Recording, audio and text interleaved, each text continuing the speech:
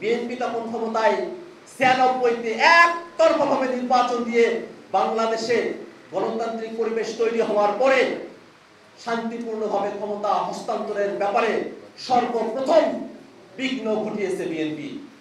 বাংলাদেশে নতুন সংবিধানের বাস্তবতা তৈরি হয়েছে, এই বাস্তবতাকে পাশ কাটিয়ে কেউ যাবেন না। আমরা রাজনৈতিক দলগুলোর কাছে উদাত্ত আহ্বান রাখবো, আমরা বয়সে ছোট, কিন্তু আমরা যা সেন্স করতে পারছি সেটা আপনারাও নিশ্চয়ই সেন্স করতে পারেন।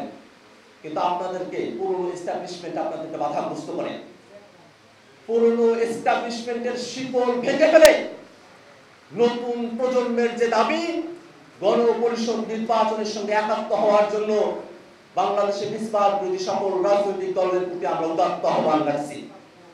একই সাথে আর একটা কথা আমাদেরকে বলতে হয়, মূলত একটা আইডিয়াল সিচুয়েশনে কি হয়, যেখানে মানুষেরা জীবন দেন, গণ-উত্থান করেন, বিপ্লব করেন, তারপরে সেখানে একটা গণপরিষদ হয়, সেই গণপরিষদের মধ্য দিয়ে সংবিধানটা ঠিক হয় এবং তারপরে সংসদ পার্লামেন্টের মতো নিয়মতান্ত্রিক ব্যবস্থাপনা শুরু হয়। আমরা যখন গণপরিষদ নির্বাচনের কথা বলি, অনেকে সংসদ নির্বাচনের ব্যাপারে আমরা সেটাকে পিছিয়ে দিতে চাই, আমরা সেটাকে ডিলে করতে চাই, এই ধরনের বক্তব্য বাজারে নিয়ে আসেন। আমরা এই সমাধানের কথাও বলছি, যদি আপনাদের কাছে মনে হয় পূর্বনার্থে গণপরিষদ নির্বাচন সেটা বাংলাদেশে অনেকের ক্ষমতার জন্য নানা ধরনের বাধাগ্রস্ততা তৈরি করতে পারে, অনেক ধরনের আশঙ্কা তৈরি করতে পারে বলে যারা মনে করেন, আদতে তার কোনো কিছুই হবে না, বাংলাদেশ একটা নতুন দিকে অগ্রসর হবে, তাদের কাছে আমাদের প্রস্তাবনা এও থাকবে যে নির্বাচন করে নির্বাচিত প্রতিনিধিরা একই সাথে তারা গণপরিষদের সদস্য এবং সংসদের সদস্য হিসেবে তারা ফাংশন করবে, তারা সংবিধান নতুন করে প্রণয়ন করবে, তারা সরকারও পরিচালনা করবে। নির্বাচনের সময়সীমা নিয়ে অন্তর্বর্তীকালীন সময় সরকার ফেব্রুয়ারি মাসের কথা বলেছে, আমাদের তরফে কোনো আপত্তি নেই। নির্বাচন যে কোনো সময় আয়োজিত হতে পারে, কিন্তু এই যে নির্বাচন সামনে অনুষ্ঠিত হচ্ছে সে নির্বাচন যেন বাংলাদেশের পুরনো ব্যবস্থাকে টিকিয়ে রাখার নির্বাচন না হয়। সামনে যে নির্বাচন হবে সে নির্বাচন নতুন ব্যবস্থার ভিত্তিতে সে নির্বাচন আয়োজন করতে হবে।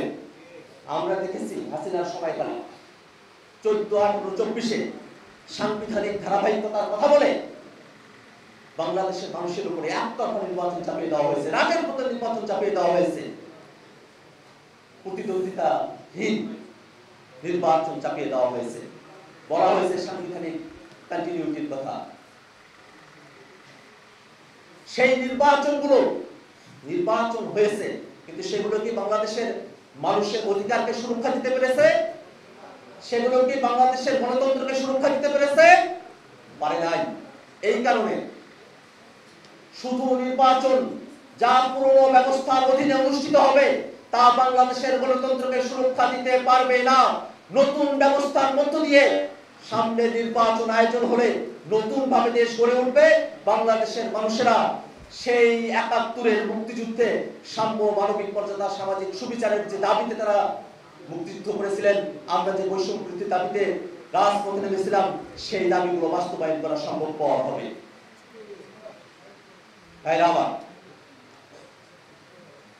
জুলাই সনদ বাস্তবায়নের প্রক্রিয়া নিয়ে অনেকে শুধু জেন্টলম্যান এগ্রিমেন্টের কথা বলে। আমরা বাংলাদেশের আগে অনেক জেন্টলম্যান এগ্রিমেন্ট দেখেছি এবং রাজনৈতিক দলগুলো তারা ক্ষমতা পেলে কতটুকু জেন্টলম্যান থাকে সেই পরীক্ষাগুলো অর্ধ শতাব্দীতে বাংলাদেশের মানুষ নিজের চোখে এটা পরখ করেছে। শেখ মুজিব ক্ষমতা পাওয়ার পরে বাকশাল করছে, সেসব তো আমাদের আলোচনা বলে গেছে। কিন্তু ৯০-তে যখন গণতন্ত্র ফিরে এলো, ফিরে আসার পরে ৩ জনের রূপরেখা হলো শান্তিপূর্ণভাবে ক্ষমতা হস্তান্তর করা হবে, সে ব্যাপারে সবাই একমত। বিএনপি তখন ক্ষমতায় 96-তে একতরফাভাবে নির্বাচন দিয়ে বাংলাদেশে গণতান্ত্রিক পরিবেশ তৈরি হওয়ার পরে শান্তিপূর্ণভাবে ক্ষমতা হস্তান্তরের ব্যাপারে সর্বপ্রথম বিঘ্ন ঘটিয়েছে বিএনপি।